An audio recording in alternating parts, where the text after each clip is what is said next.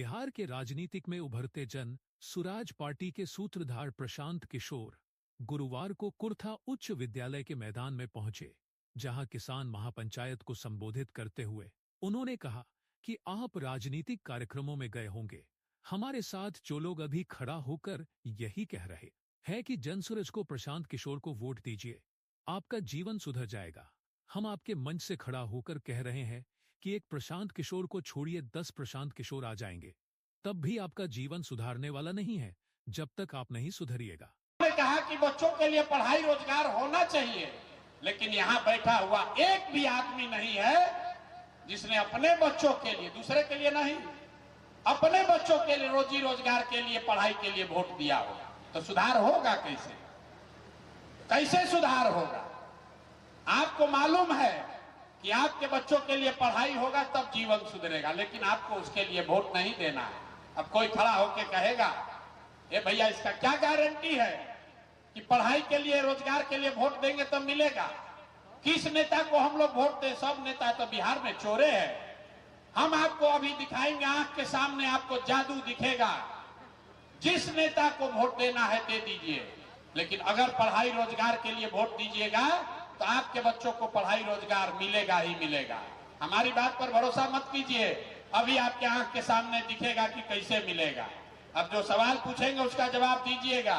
हम तो अनशन पर बैठे हुए थे, तब भी मैंने बताया बीपीएससी के सारे ज़्यादा से ज़्यादा नौकरी को पहले ही बेच दिया गया है।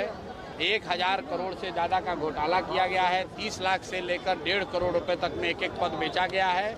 हम लोग छात्रों के साथ लड़ रहे हैं कि वो परीक्षा कैंसिल हो, और कल कोर्ट में उसकी सुनवाई भी है।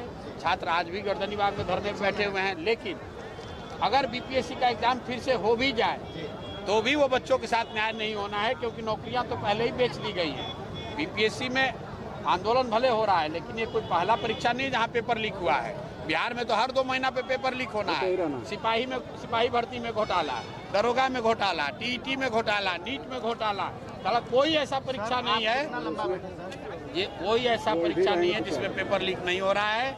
और नीतीश कुमार पिछले 5 वर्ष में ये आज तक कोई एक आदमी ना गिरफ्तार हुआ, ना कोई शिक्षा माफिया पकड़ा गया। अधिकारी लोग बिहार ऐसा राज्य है देश में जहां पिछले 10 वर्ष में सिंचित जमीन की मात्रा 11% से कम हो गई है। नहरों के रखरखाव के अभाव की वजह से या नलकूप बंद होने की वजह से 10 वर्ष पहले अगर 100 एकड़ जमीन में सिंचाई की सुविधा थी तो वो घट के 89 एकड़ हो गया है। दूसरे राज्यों में सिंचाई सुविधाओं का विस्तार हो रहा है। बिहार में पिछले 10 साल में सिंचाई सुविधा कम हो गई है। तो ये यहाँ की जो समस्या है वो सिर्फ यहाँ की समस्या नहीं है, पूरे बिहार में सिंचाई, जहाँ बाढ़ है, बाढ़ नहीं है तो जल जमाव है, और वो नहीं है तो सुखाड़ है। इसलिए ये बिहार के जल संसाधन विभाग, जो कि बिहार में लूट का सबसे बड़ा डिपार्टमेंट है, वो जब तक उसमें आमूलचूल परिवर्तन नहीं लाया जाएगा तब तक यहाँ पर सुधार होने वाला नहीं है। बिहार में किसी भी गठबंधन की सरकार रहे, कोई मंत्रालय किसी को मिल जाए, लेकिन जल संसाधन मंत्रालय जो मुख्यमंत्री जिस दल का होता है उसी दल का रहता है।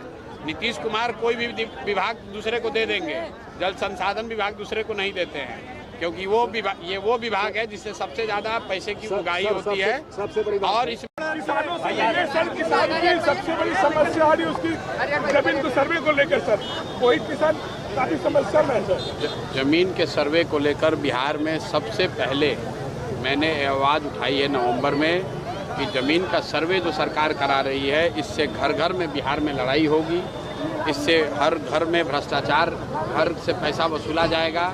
ये नीतीश कुमार ने बिना सोचे समझे यहाँ बिहार में भूमि सुधार लागू करने के बजाय अफसरों के कहने पर ये इन्होंने सर्वे का काम शुरू कराया है।